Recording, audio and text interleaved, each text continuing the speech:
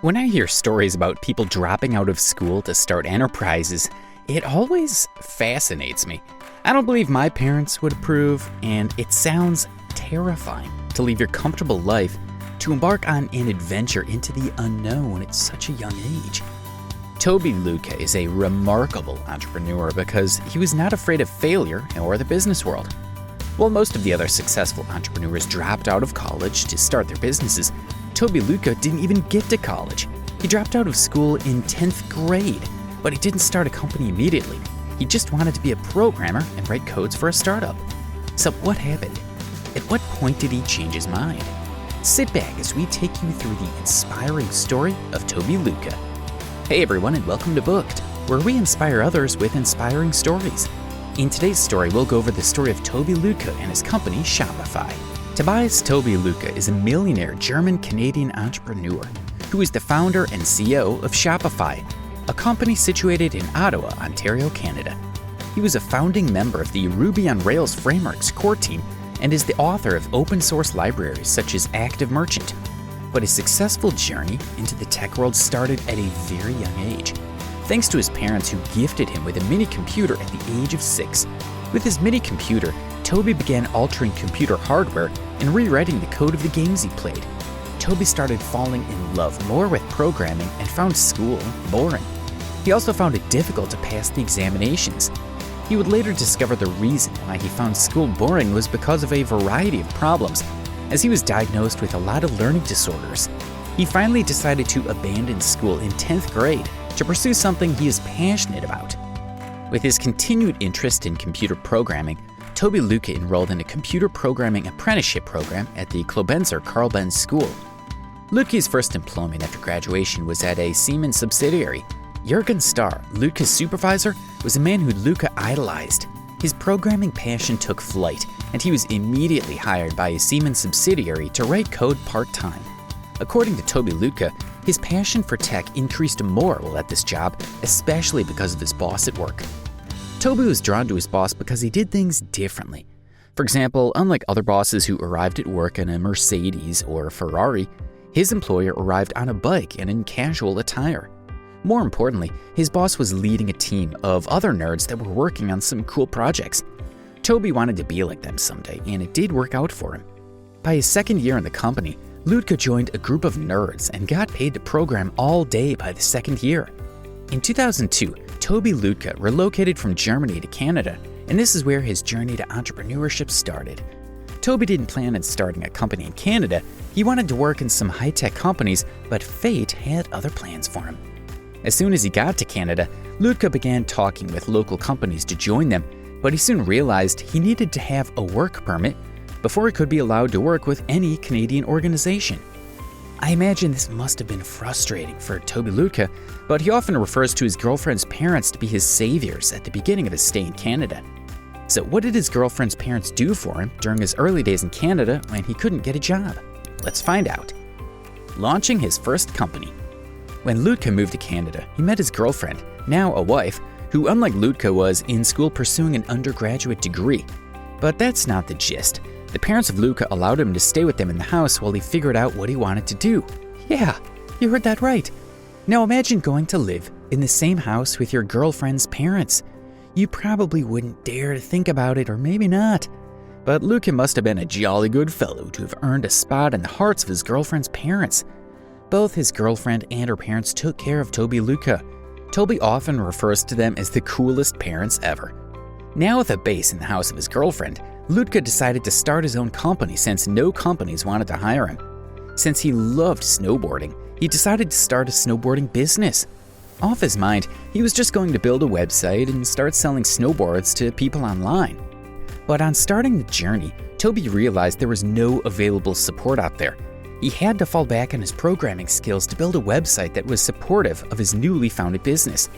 This experience later shifted his idea from just selling skateboards online to empowering others not just to sell skateboards, but also every other business they want to sell online. After successfully launching his snowboarding business in 2004 and receiving his first set of orders, it dawned on Toby that he could become an entrepreneur and employ others instead of trying to figure out how to get a work permit. To make things a bit more interesting, Other online merchants were so impressed with his technology that they approached Toby to license his software to run their stores. Toby and his co-founder realized that their software had more potential than just selling snowboards. They found a gold mine in their technology.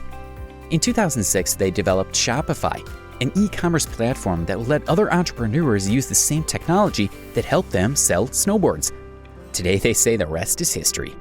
You may have probably heard of Shopify, or maybe not. Hang on a little bit as we take you through their journey so far at Shopify and how Toby and company are changing the world of e-commerce, one retailer at a time. Starting Shopify. While Shopify has grown to be a multi-billion-dollar company, Toby Lütke didn't envisage it would get that big. He felt that the most he could employ were 20 employees and run a fairly small company. But as his company continued getting the attention of people around, he got an invite to pitch his company to investors in Silicon Valley. His main concern about going to Silicon Valley was the cost of flying there and staying a few days. He ended up riding a bike he acquired on Craigslist to the pitch sessions. I'm sure the investors must have wondered who this person that showed up on a bike was. Anyway, the investors liked his idea and offered to invest in his company on the condition that Shopify moved to California. The investors also thought Shopify needed an experienced CEO so that Lütke could focus on the technical aspect of the company. Well, Lütke declined their offers as he was very much in love with the role he played in the company and also didn't fancy a move to the US. Like I said earlier, he was not overhyped about all the billion-dollar valuations just yet. He was happy with its pace and growth at the time. I mean, he only wanted to sell snowboards for a few thousand. Now they're making almost $1 million yearly. The twisted journey to unicorn. Maybe if there wasn't a recession in 2008, Shopify would have still been a relatively small company. It was late 2008 and Shopify was running out of cash as it had to pay its staff who handled most of its operations. Many people were losing their jobs as a result of the global meltdown. But this meltdown twisted in favor of Shopify. A lot of people who lost their jobs were now thinking about selling commodities online to stay afloat during the meltdown. As a result, Shopify immediately saw a sharp rise in revenue as more people signed up on their online infrastructure. In late 2008 and early 2009, Lütke watched as the figures grew and accelerated. Now seeing the potential of what they had and a roadmap to grow it further, Lütke returned to Silicon Valley and raised $7 million from investors on a $25 million valuation. Before he could even get to work with that cash, other investors pumped in another $15 million. The rest, as they say, is history.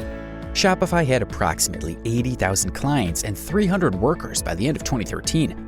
The company went on to raise $100 million in 2013 and finally went public in 2017. In 2020 alone, Shopify made $2 billion, and their boss, Toby Lütke, who used to squat at the girlfriend's family's house, is now worth $10 billion. What a journey he's had. Books recommendation: Mindset by Carol S. Dweck. In this updated edition, Dweck expands on her now famous and widely accepted premise. She describes a situation she refers to as a false growth mindset and offers advice on how to acquire a deeper, more authentic growth mindset. She also applies the mentality notion to the cultures and groups and organizations, expanding it beyond the individual.